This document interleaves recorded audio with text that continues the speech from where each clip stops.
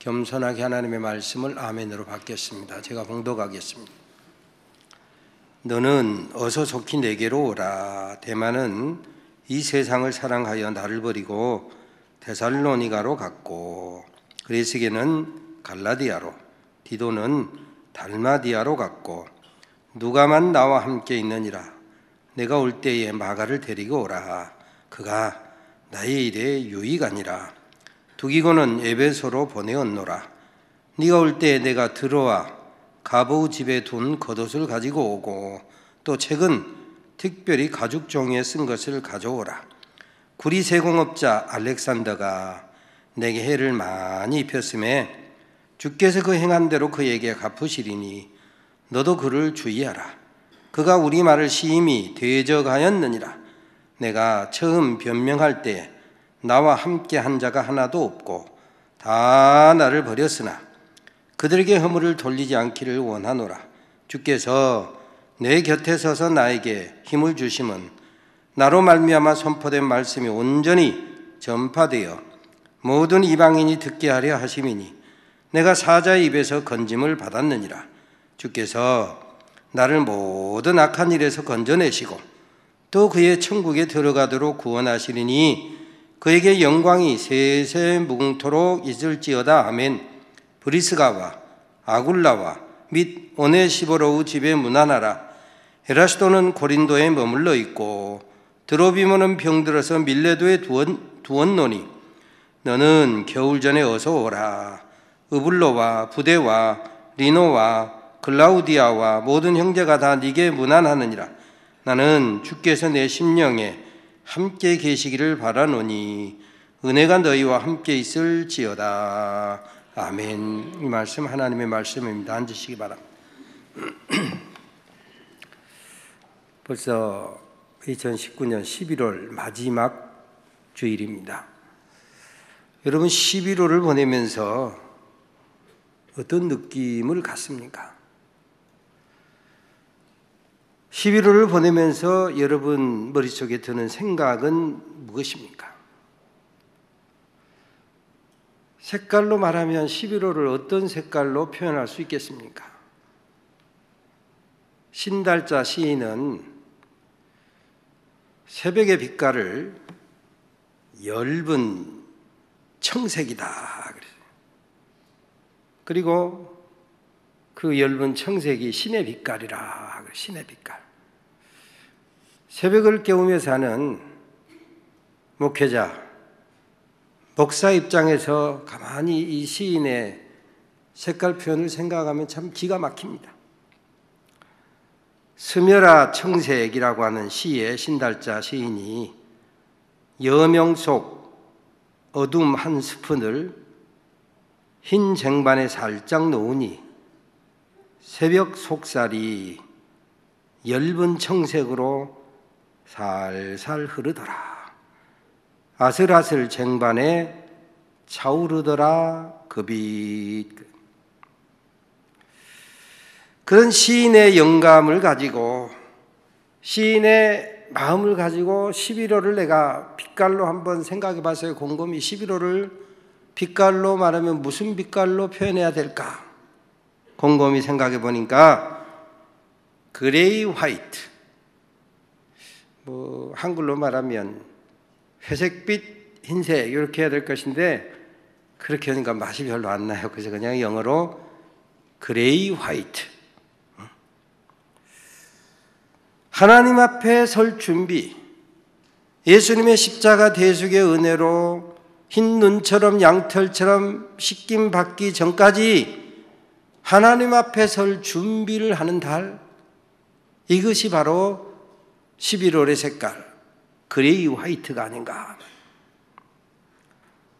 나태주 시인은 11월이라고 하는 시에 이렇게 썼습니다. 돌아가기엔 이미 너무 많이 와버렸고 버리기에는 차마 아까운 시간입니다. 어디선가 서리 맞은 어린 장미 한 송이 피를 문 입술로 이쪽을 보고 있을 것만 같습니다.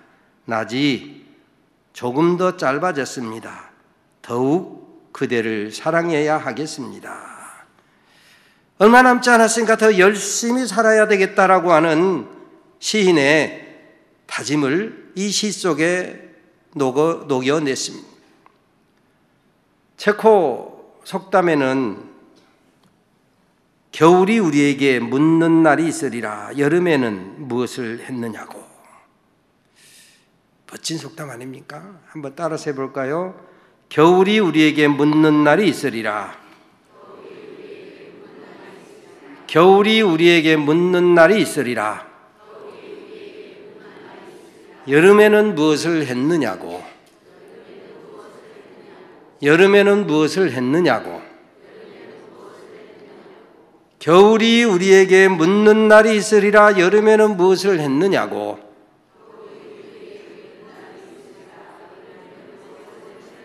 예, 자기 귀에 들릴 만큼 다시 한번 해보세요. 시작.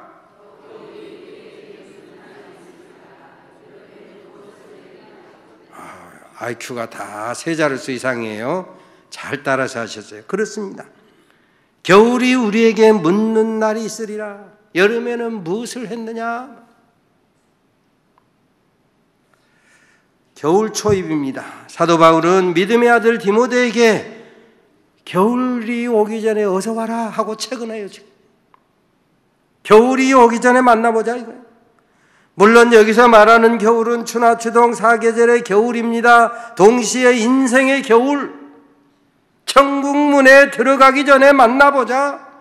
우리의 삶을, 우리의 믿음을 한번 분별해보자. 정리해야 될 것 정리하자 이 말이에요. 2019년 한 해를 한 달 남긴 11월 마지막 주, 우리 그리스도인 하나님의 자녀된 우리 산돌의 가족들, 믿음의 가족들은 어떻게 살아야 할까요? 오늘 본문은 벌써 우리가 읽어만 봐도 사도 바울의 인생 만년인 것을 알 수가 있어요. 대부분의 사도 바울의 소위 편지, 서신서, 고린도에 보낸 편지, 로마에 있는 사람들에게 보낸 편지, 골로새 사람들에게 보낸 편지가 성경이 됐어요. 그런데 오늘 본문은 사사롭게 디모데에게 쓴 편지요. 이 디모데전서, 디모데후서가 개인적으로 쓴 편지인데 디모데가 목회자이기 때문에 목회서신으로 분류돼서 성경에 포함된 겁니다. 오늘 본문 직전 디모데후서 4장 6절로 7절 8절에 보면 전제와 같이 벌써 내가 부음이 되고 나의 떠날 기약이 가까웠다. 전제. 그전 성경은 관제와 같이 벌써 내가 부음이 되고 내가 떠날 기약이 가까웠도다. 전제나 관제나 다 똑같은 말인데 부울전, 부울관입니다. 논에다 물을 댈 때 관계, 수로 그러잖아요. 물을 댄다 이 말이에요.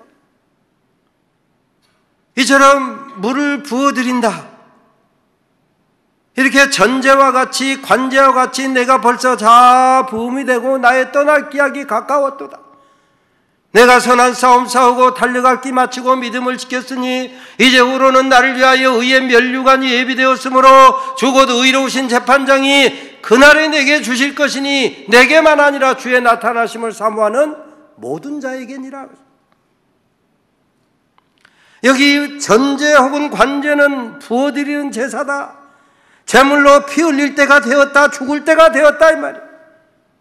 본능적으로 어떻게 보면 영적 분별력을 가지고 이제 내가 죽을 때가 다 되었구나. 전제, 관제. 제가 목양실에서 지금 커피를 한 7년째 소위 드립 커피, 드립해서 마시고 있는데 커피를 갈아서 여과지에 넣고 갈아진 원두 위에 물을 이렇게 뿌립니다. 한 방울씩 드립.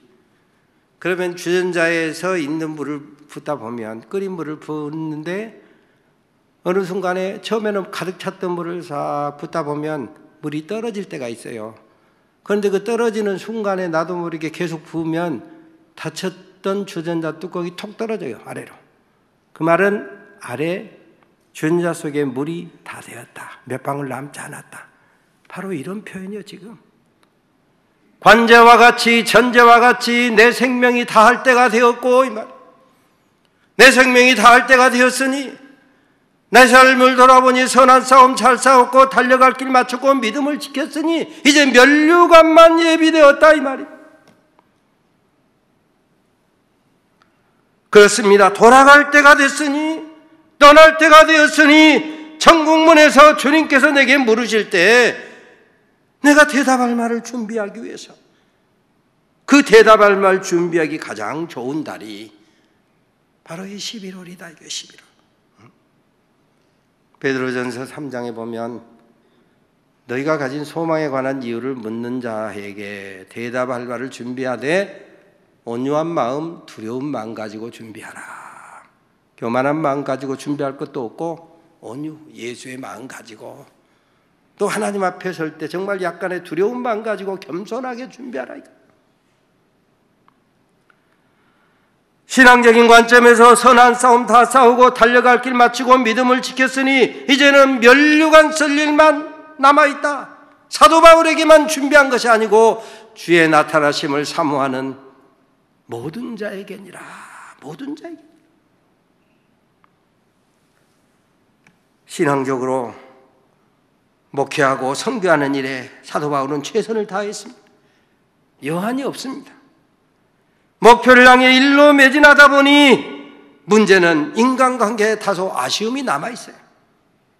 섭섭한 일도 있고 정리해야 될 것들도 있습니다. 그래서 디모데 후서를 다 기록하고 마지막에 오늘 본문이 부록처럼 거의 우리가 편지 쓰고 주신 PS, 이게 바로 오늘 본문입니다.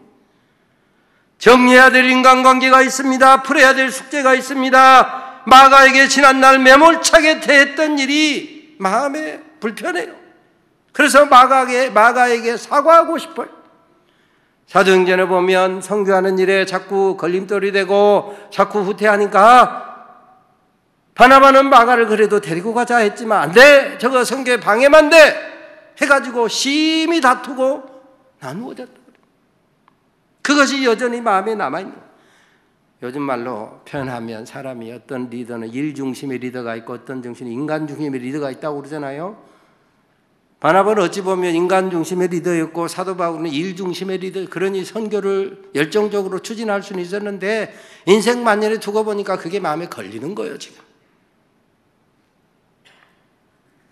너무 야박하게 했구나 이 말이에요. 그래서 마가에게 했던 것을 지금 이 글을 통해서 사과하고 있는 거예요. 선교 효율만 추구하다 보니까 도움이 안 된다 생각해서 과감하게 제외시키고 정리했는데 이제는 인생 만년에 접어들고 보니까 미안한 마음이 드는 거예요. 먼저 사과하는 거예요. 여러분 가끔 내가 뭘 잘못했다고 사과해. 부부 간에도 친구 간에도 회사 동료 간에도 직장 동료 간에도 이웃 간에도 친인척 간에도 내가 뭘 잘못했다고 사과해? 지가 사과해야지. 먼저 사과하면 소위 내 자존심이 구긴다 이렇게 생각하는 사람이 있어요. 그런데 사과는 먼저 하는 것이 이게 자존심이요. 자존심이란 말의 의미를 알아야 제대로 살지. 내가 사과하고 내가 머리 숙이면 내 자존심이 구긴다 이렇게 생각하잖아요. 그게 아니요. 내가 먼저 사과하고 내가 먼저 손 내밀고 내가 먼저 용서하는 것은 다른 말로 하면 내 인격의 그릇이 이만큼 크다라고 하는 것을 스스로 확인하는 거예요. 그렇다고 해서 내가 인격이 훌륭하니까 너한테 먼저 사과한다 이따위 소리는 하면 미련 밤둥이고 그냥 속으로 그렇지, 어른인 내가, 그릇이 큰 내가, 신앙적으로 성숙한 내가 이 말이야. 이게 바로 자존심이고 이게 바로 자긍심이고 이게 바로 인격이고 이게 바로 그릇이요. 이게 세상 말로 하면 대인이고 신앙적인 용어로 말하면 성숙한 그리스도인이고 성경의 표현으로 말하면 보답하는 양으로 너희 마음을 넓히라. 예수의 십자가 대속의 은혜를 보답하는 마음으로 마음을 넓히고 사는 것이다 이거예요. 디모데야 올 때 겉옷도 가져오고 외투를 가져와라 말이야. 혹독한 겨울 감옥을 대비하면서 동시에 죽어서 천국 갈 준비를 하는 거예요. 물론 우리가 믿음으로 천국 가지만 이 땅에 사는 동안 살아야 되지 않겠습니까? 그러니 가죽에 싼 책을 가져와라. 소중한 책. 마지막까지 간직해야 될 것 가져와라. 천국 가기 전까지 내 발에 등을 삼고 내 길에 빛이 될 소중한 성경 말씀, 내가 꼭 간직해야 될 것, 이게 뭐냐? 그거 가져와라 말이야. 얼마 전에 영화배우 신영균 씨가 신문 전면 인터뷰를 했는데 보니까 벌써 91살 됐더라고요. 평생 모은 재산 500억을 후배들에게 또 그 자손들에게, 어려운 사람들에게 쓰기 위해서 500억을 기부했어요. 물론 그 전에 자기가 배웠던 학교에 100억을 또 기부했으니까 600억 재산을 기부를 했는데, 머지않아 천국 갈 때 손때 묻은 이 성경만 내 관에 넣어가고 싶다. 그러면서 딸에게 내 부탁 들어줄 거지? 딸은 미소만 짓고 대답을 안 해요. 그래. 이렇게 멋지게 인생을 마무리해 가는 신영균이라고 하는 배우가 장로님이란 것이 자랑스럽잖아요. 잘생긴 미모 얼굴로 영화배우 하면서 온갖 스캔들만 만들어내는 소위 쓰러져간 그런 스타들이 얼마나 많습니까? 그에 비하면 건실하게 생활하고, 이렇게 그가 벌어들인 돈을 끝에 아름답게 잘 정리하며 쓰는 이런 분이 교회 장로다 말이에요. 얼마나 자랑스럽냐 말이에요. 그가 가장 좋아하는 성귀가 고린도전서 15장 10절, 나의 나 된 것은 하나님의 은혜로 된 것이니 내가 다른 모든 사람들보다 더 많이 수고하였으되 내가 아니요 나와 함께 하신 하나님의 은혜로라. 은혜로라 말. 이런 분을 우리가 마땅히 존경하고 이런 분을 우리가 마땅히 칭송해야 된다. 성경은 존경할 사람을 마땅히 존경하고, 세상의 모든 사람 깔아뭉개면 저 혼자 잘난 줄 알아도 아니요. 가끔 보면 세상의 모든 사람 다 깔아뭉개는 사람이 있어요. 존경할 사람을 존경하고 배우고 이래야 되지 않겠습니까? 고린도전서 10장에 보면 기록된 이 모든 말씀이 우리에게 거울과 경계로 기록되었느니라. 번복이와 깨우침으로 기록되었다.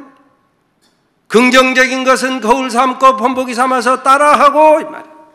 부정적인 것은 깨우쳐서 그렇게 하지 말고 이 말입니다. 계속해서 말씀합니다. 손에 끼친 알렉산더 주께서 갚으시리라. 여러분, 그냥 성질나고 기분 나쁘게 한 사람, 내게 해 끼친 사람, 손에는 손, 이에는 이, 눈에는 눈, 다 그냥 갚아버리고 싶죠? 하나님께 맡기는 게 믿음이요. 다 그냥 내 손으로 그냥 다 말로 다 헤쳐버리려고 하지 말고 겸손히 하나님께 맡기는 게 이게 믿음이다. 데려가는 사람들을 주의하라. 잘 분별하고 주의하라. 이미 주님께서 마태복음 10장 16절에 보라 내가 너희를 보냄이 양을 이리 가운데 보낸 것 같다. 그러므로 너희는 뱀같이 지혜롭고 비둘기같이 순결하고 사람들을 삼가라. 우리가 살아가는 세상이 이렇다 이 말. 저는 이 말씀이 특별한 의미가 있습니다. 저희 신학교 갈 때 추천해 주시고 결혼 주례해 주신 조은구 목사님께서 제가 이 산돌교회 위임 받는다 하니까 1997년 12월에 위임 받을 때, 11월에 위임 받을 때 그 손에 힘이 빠져가지고 삐뚤빠뚤한 글씨로 제게 이 마태복음 10장 16절과 17절 앞부분, 내가 너희를 세상에 보내는 것이 양을 이리 가운데 보낸 것 같으니 너희는 뱀같이 지혜롭고 비둘기같이 순결하고 사람들을 삼가라, 이 말씀을 적어서 미국에서 보내주셨더라고요. 제 책상 유리 아래 지금도 그대로 있습니다. 우리가 살아가다 보면 조금만 문제가 생기면 남 탓하기 십상입니다. 이게 인간 심리요. 그럼에도 불구하고 오늘 성경은 하나님의 은혜에 붙들려서 강건하라, 허물을 저들에게 돌리지 말기를 원하노라. 남 탓하지 말아요. 남 탓하지 마라. 오히려 하나님의 은혜에 붙들려서 여호와 하나님을 앙망함으로 이사야 40장 기록된 것처럼 소년이라도 피곤하고 곤비하고 장정이라도 넘어지고 자빠지되 오직 여호와를 앙망하는 자는 그렇습니다. 하나님을 앙망하면 새 힘을 주실 줄로 믿으시기를 바랍니다. 그래서 새 힘을 얻으리니 어떻게 독수리가 날개치며 올라간 것 같을 것이요 다른 박질하여도 곤비치 아니하겠고 걸어가도 피곤치 아니하리로다. 여호와를 앙망할 때 주께서 건지시고 영광스럽게 하시리라 말이야. 안부해야 될 사람 안부하고 병문안할 사람 병문안하고 겨울이 오기 전에 만나보자 말이야. 11월의 마지막 기도라고 하는 이혜인의 시가 있습니다. 이제 남은 것은 아무것도 없다. 두고 갈 것도 없고 가져갈 것도 없는 가벼운 충만함이여. 헛되고 헛된 욕심이 나를 다시 휘감기 전 어서 떠날 준비를 해야지. 땅 밑으로 흐르는 한 방울의 물이기보다 하늘에 숨어 사는 한 송이의 흰 구름이고 싶은 마지막 소망도 접어두리. 이 시를 읽다가 몇 번 반복해서 읽으면서 마지막 소망도 접어두리. 이 부분에 와서 마음이 소위 말하면 필이 딱 마지막 소망도 때로는 접어야 될 때가 있어요. 오랜 기도 응답 끝에 받은 기도 제목 응답까지도 방해하는 세력이 있을 때는 접어야 될 때가 있어요. 마음에 정말 100% 빈 마음 가지고 했던 제안도 접어야 될 때가 있다 이 말이에요. 마지막 소망도 접어두리. 숨이 멎어가는 마지막 고통 속에서도 눈을 감으면 희미한 빛 속에 길이 열리고 등불을 든 나의 사랑은 흰옷을 입고 마중 나오리라. 어떻게 웃을까? 고통 속에도 설레이는 나의 마지막 기도를 그이는 들으실까? 여러분, 자동차 운전 오늘 또 여기 오실 때 뭐 자동차 운전하고 대부분 오셨잖아요. 언제 가속 페달을 밟으십니까? 언제 브레이크 페달을 밟으십니까? 고갯길 올라갈 때 가속 페달을 밟지 않으면 안 가니까 가속 페달을 밟아야 돼. 평지 반듯하게 확 트인 열린 길 갈 때 가속 페달을 밟잖아요. 그러다가 내리막길 갈 때, 곡선길 갈 때, 목적지 다 와가면 자연스레 브레이크 페달 쪽으로 발이 옮겨집니다. 선한 싸움 싸우고 달려갈 길 마치고 믿음을 지켰으니 달리던 길 마치고 내려와야 할 때 브레이크 페달을 밟는 거예요. 소중한 추억 간직하며 소중한 사람에게 나누고 감동 주며 떠나는 2019년 남은 삶이 되시기를 주의 이름으로 축원합니다. 사람에게 받은 배신의 상처는 오래갑니다. 어떻게 네가 나한테 그럴 수 있냐 말이야. 내가 너에게 어떻게 됐는데 어떻게 당신이 내게 이럴 수 있느냐. 오래갑니다. 상처도 사람에게 받지만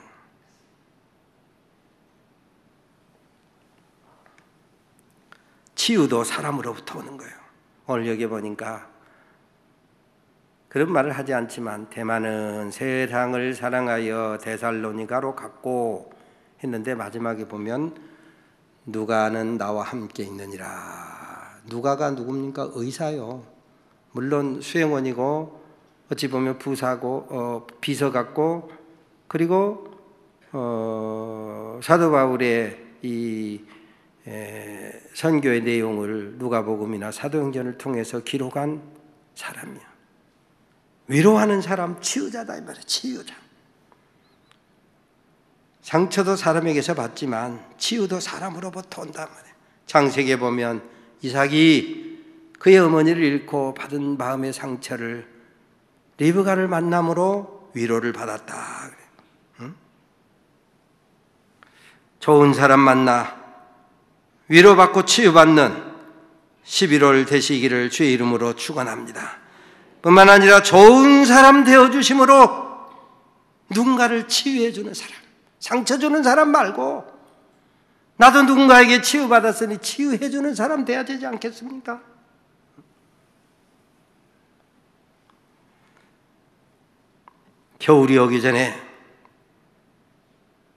겨울이 오기 전에 저 있을 때 잘해 이 말입니다. 여러분 쓰는 말로 하면 사랑하는 사람이 떠났을 때 비로소 사랑을 깨닫는다 하지 않습니까?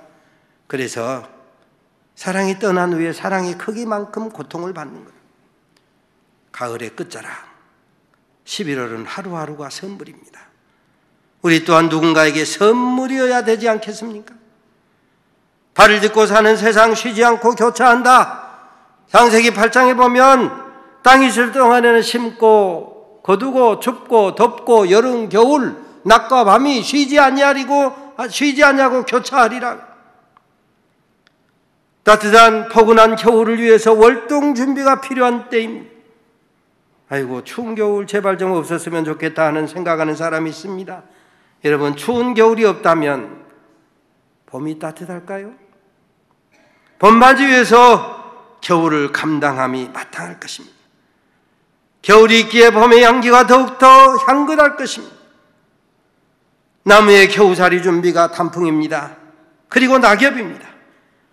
뿌리 줄기로 영양을 집중해서 생명을 살리는 거예요. 얼지 않도록 잎에 나무 수분 공급을 중단하는 것이 단풍이고 낙엽입니다. 주님은 11월의 단풍을 보고 떨어지는 낙엽을 보고 천국 갈 준비하라 말씀합니다. 욥기 12장 반복해서 말씀드린 것처럼 짐승에게 새들에게 고기에게 물어보라 하는 것처럼 단풍에게 물어보라, 낙엽에게 물어보라 이 말이에요. 끊을 것을 끊고 버릴 것을 버리는 이 단풍 낙엽, 무거운 것, 얽매이기 쉬운 것 벗어버리라고 하는 주님의 말씀을 기억해야 된다. 해가 짧은 겨울왕국, 해가 짧기 때문에 우울증이 높아간다 그럽니다. 치료하는 광선이 되시는 의의 태양 되시는 우리 주님은 영원히, 겨울왕국은 태양이 작게 비칠 수가 있고 어느 순간에는 거의 안 비칠 때도 있지만 의의 태양 예수는 우리가 믿고 영접하고 아멘하면 우리 심령 속에 영원히 거하실 줄로 믿으시기를 바랍니다. 그렇습니다. 영원히 거하시는 의의 태양 예수님, 그 예수님을 소중한 보배로 삼고 살아가면 고린도후서 4장에 보니까 사방으로 우겨쌈을 당하여도 쌓이지 않고 답답한 일을 당하여도 낙심하지 않고 거꾸로 뜨림을 당하여도 망하지 아니한다 그랬습니다. 한 해를 보낼 준비를 하는 이 11월, 영원히 변치 않는 의의 태양 예수님의 생명의 빛이 산돌 가족의 심령마다 충만해서 여러분의 심령 속에 치료하는 광선이 충만하게 비춰지고 역사하게 되시기를 주의 이름으로 축원합니다. 하나님, 마지막 11월 한 주간 남긴 이때에 11월을 생각해 봅니다. 떠날 준비 11월, 주님 만날 준비 11월, 천국에서 주님께 상 받을 준비하는 이달 11월이 되게 하여 주시옵소서. 예수님의 이름으로 기도 올리옵나이다. 아멘.